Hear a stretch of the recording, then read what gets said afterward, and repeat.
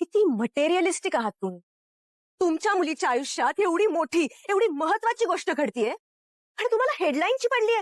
छापू देत हेडलाईन, होऊ दे चर्चा. आजपर्यंत खूप गोष्टी मी तुमच्या प्रेमाखातर केल्या, पण आता नाही. यापुढे माझ्या आयुष्याचे सगळे डिसिजन्स मी घेणार. वाटतं तुझ्या आयुष्याचे डिसिजन्स तू घेऊ शकतेस असं वाटतं तुला? एवढी अक्कल आहे तुला? डिवोर्स घ्यायचंय, पण डिवोर्स पेपर्स वर ज्या सह्या करशील. तुम्ही काहीतरी विसरताय सरकार.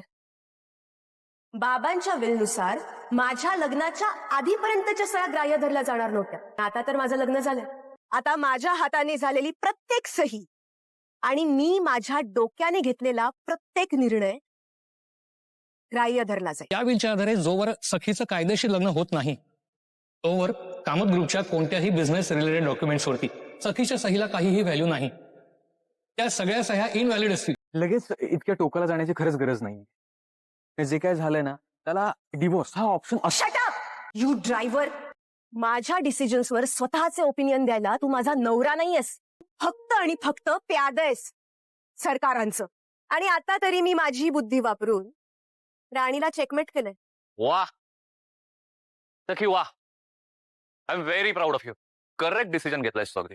तसं ह्या काना तुझा नवरा व्हायच्या लायकीचा नाहीच आहे. I support your decision. हे काय करतोयस गौतम? आपल्या पुतणीचं काय चुकलंय हे तिला न सांगता तिला सपोर्ट कसला करतोयस तू? आधीच माझ्या आयुष्याचं मातेर झालंय.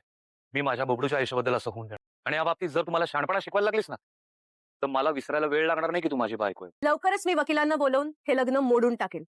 तोपर्यंत या घरचा पाहुणचार करून घे कान्हा. मी उभ्या जन्मात माझ्या नावापुढे तुझं नाव लावणार नाही. हा शब्द आहे सखी राघव कामतचा.